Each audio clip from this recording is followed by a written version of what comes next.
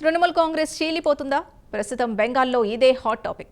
తాజా ఎన్నికల్లో టీఎంసీ ఓటమి పాలైన సంగతి తెలిసిందే. బెంగాల్ ప్రజలు మార్పు కోరుకున్నారు. దీంతో కమలం పార్టీ అధికారంలోకి రాబోతోంది. కాగా టీఎంసీ ఓటమికి పార్టీ చీఫ్ మమతా బెనర్జీ ఒంటెత్తు పోకడలే కారణమనే అభిప్రాయం ఆ పార్టీలో నెలకొన్నట్లు సమాచారం. దీంతో మమతా బెనర్జీ నిర్ణయాలతో విభేదించే నాయకులంతా సొంత పార్టీ పెట్టుకోవాలని ఆలోచిస్తున్నట్లు కోల్కతా రాజకీయ వర్గాల సమాచారం.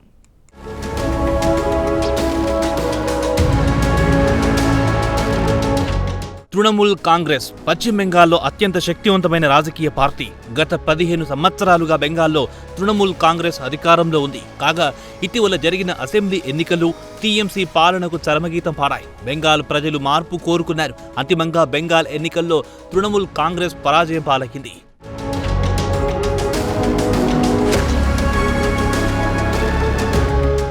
ఎన్నికల్లో రాజకీయ పార్టీలు ఒక్కోసారి విజేతలుగా నిలుస్తాయి, ఒక్కోసారి పరాజయం పాలవుతాయి. ప్రజాస్వామ్యంలో ఇదంతా సర్వసాధారణం. అయితే తృణమూల్ కాంగ్రెస్ పరిస్థితి ఇందుకు భిన్నంగా ఉంది.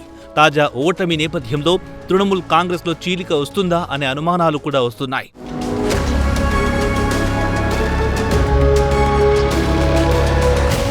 బెంగాల్లో మొత్తం 294 అసెంబ్లీ సెగ్మెంట్లున్నాయి. కాగా ఇటీవల ఎన్నికల్లో తృణమూల్ కాంగ్రెస్ నుంచి కేవలం 80 మంది మాత్రమే గెలుపొందారు. ఈ నేపథ్యంలో భవిష్యత్ కార్యాచరణ రూపొందించడానికి తాజాగా మమతా బెనర్జీ ఒక కీలక సమావేశం నిర్వహించారు. ఈ సమావేశానికి గెలుపొందిన 80 మందికి ఆహ్వానాలు పంపారు. అయితే కేవలం 70 మంది టీఎంసీ ఎమ్మెల్యేలు మాత్రమే హాజరయ్యారు. మరో 10 మంది టీఎంసీ ఎమ్మెల్యేలు సమావేశానికి డుమ్మా కొట్టారు. అంతేకాదు తాము సమావేశానికి హాజరు కావడం లేదని పార్టీ అధినేత్రి మమతా బెనర్జీకి కనీసం సమాచారం కూడా ఇవ్వలేదు.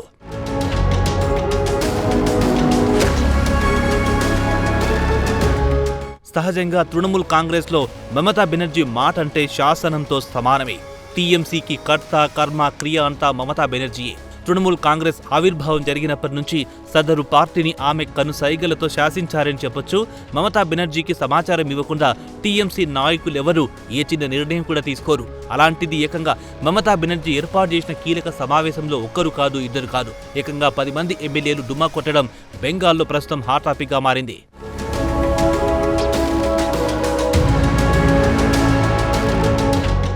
కాగా తాజాగా గెలుపొందిన 80 మంది ఎమ్మెల్యేల్లో చాలా మంది మమతా బెనర్జీ వ్యవహరిస్తున్న తీరుపై తీవ్ర అసంతృప్తితో ఉన్నట్టు తెలుస్తోంది. అసెంబ్లీ ఎన్నికల్లో మమతా బెనర్జీ పార్టీ ఓడిపోయిన సంగతి అందరికీ తెలిసిందే. సహజంగా పార్టీ ఓడిపోయిన తర్వాత ముఖ్యమంత్రి పదవికి మమతా బెనర్జీ రాజీనామా చేస్తారని అందరూ భావించారు. అయితే అలా జరగలేదు. ముఖ్యమంత్రి పదవికి మమతా రాజీనామా చేయలేదు. అంతేకాదు తాను రాజీనామా చేసేదే లేదని ఆమె కుండబద్దలు కొట్టారు. దీంతో సామాన్య ప్రజలకు కూడా ఫ్యూజులు ఎగిరిపోయాయి. కాగా ముఖ్యమంత్రి పదవికి రాజీనామా చేసేదే లేదంటూ మమతా చెప్పడాన్ని సాక్షాత్తు టీఎంసీ ఎమ్మెల్యేలు కూడా వ్యతిరేకించినట్లు సమాచారం. ఇలాంటి నేలబారు ప్రవర్తన కారణంగానే ప్రజలు తమను పక్కన పెట్టారని ఈ 80 మంది ఎమ్మెల్యేలు భావిస్తున్నట్టు తెలుస్తోంది.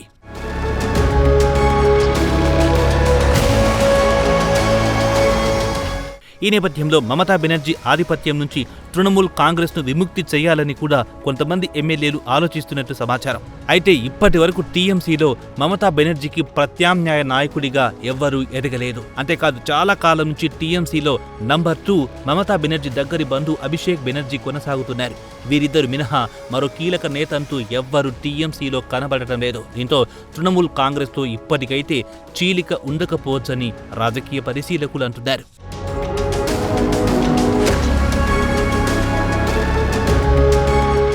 అయితే టీఎంసీ నుంచి పెద్ద ఎత్తున ఫిరాయింపులుండే అవకాశాలుంటాయంటున్నారు రాజకీయ పరిశీలకులు.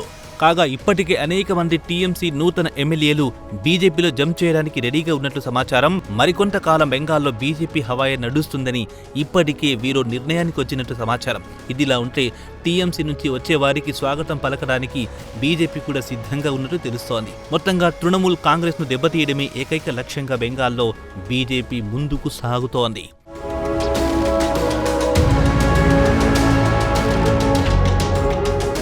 ఇదిలా ఉంటే తృణమూల్ కాంగ్రెస్ మమతా బెనర్జీ బుర్రకు పుట్టిన ఆలోచన.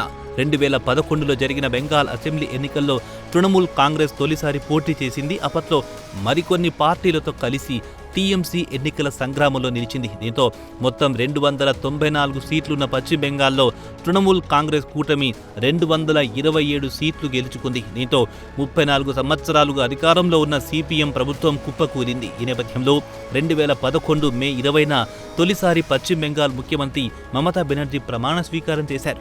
అంతేకాదు పశ్చిమ బెంగాల్లో తొలి మహిళా ముఖ్యమంత్రిగా కూడా మమత రికార్డు సృష్టించారు. అప్పటి నుంచి రాజకీయంగా ఆమె వెనక్కి తిరిగి చూసుకోలేదు. ఇటీవల జరిగిన ఎన్నికల్లో ఆమె పార్టీ ఓటమి పాలైన సంగతి తెలిసిందే. ఏదేమైనా టీఎంసీకి వచ్చేది బహు కష్టాల కాలమే.